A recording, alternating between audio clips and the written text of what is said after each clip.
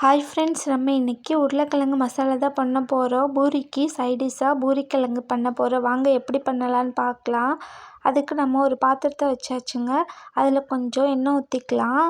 எண்ணெய் சூடாயிடுச்சு. இப்போ நம்ம கொஞ்சம் கடுகு சேர்த்துக்கலாம். கடுகு பொரிஞ்சிச்சு. நம்ம இப்போது சீரகம் சேர்த்துக்கலாம். இப்போ நம்ம வெங்காயம் சேர்த்துக்கலாங்க. இன்றைக்கி நம்ம ஒரு பெரிய வெங்காயம் தான் எடுத்திருக்கோம். இப்போது கொஞ்சம் கருவேப்பிலையும் சேர்த்துக்கலாங்க. நம்ம எல்லா வெங்காயத்தையும் இப்போ ஃபுல்லாக சேர்த்துடலாம். நம்ம எப்பயும் கருவேப்பிலை ஃபஸ்ட்டு சேர்க்க மாட்டோம், வெங்காயம் தாங்க சேர்ப்போம். கருவேப்பிலை முதல்லே சேர்த்தா கருகிறதுனால கொஞ்சம் வெங்காயம் சேர்த்துட்டு அதுக்கப்புறம் தாங்க கருவேப்பிலை சேர்ப்போம். இப்போ நம்ம எல்லாத்தையும் நல்லா வதக்கி விட்டுறலாங்க.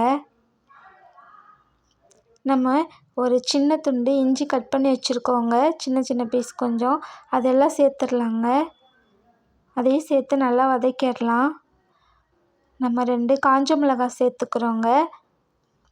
அப்படியே பிக்காமல் அப்படியே சேர்த்துக்கலாங்க. அதுக்கப்புறம் நம்ம ஒரு 3 பச்சை மிளகாவை 2 கட் பண்ணி வச்சுருக்கோங்க, அதையும் சேர்த்துக்கலாங்க.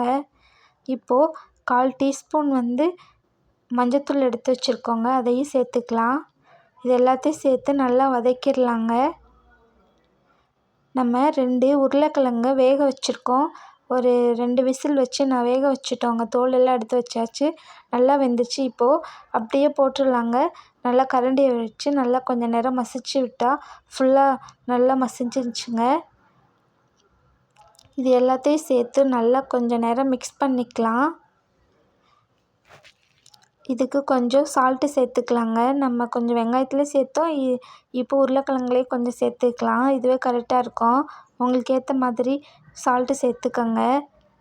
இப்போ நம்ம கொஞ்சம் தண்ணி சேர்த்துக்கலாங்க. அப்போ தான் நல்லாயிருக்கும். உங்களுக்கு எவ்வளோ தண்ணி தேவையோ அதுக்கேற்ற மாதிரி சேர்த்துக்கோங்க. இப்போ நம்ம தண்ணி சேர்த்துட்டு கொஞ்சம் நேரம் நல்லா கொதிக்க வைக்கலாங்க. அதுக்கப்புறம் கொஞ்சம் வற்றி வரும். அப்போ தான் நல்லாயிருக்கும். பாருங்கள், தண்ணியெல்லாம் கொஞ்சம் வற்றிடுச்சு. நல்லா சைடிஷ் ரெடி ஆயிடுச்சு பூரிக்கு. லாஸ்ட்டில் கொஞ்சம் கருவேப்பிலையும் கொஞ்சம் கொத்தமல்லி போட்டுக்கலாங்க. அவ்வளோதான், பூரிக்கிழங்கு ரெடி ஆயிடுச்சு.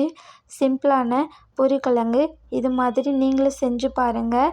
நம்மளோட சேனலை எல்லோரும் லைக் பண்ணுங்கள், ஷேர் பண்ணுங்கள், கமெண்ட் பண்ணிடுங்க, சப்ஸ்கிரைப் பண்ணிடுங்க, பெல் ஐக்கானை தட்டிடுங்க. அப்போ தான் நம்ம போடுற வீடியோ உங்களுக்கு நோட்டிஃபிகேஷனில் வரும். நம்ம நெக்ஸ்ட் வீடியோவில் பார்க்கலாம். ஓகே, பாய்.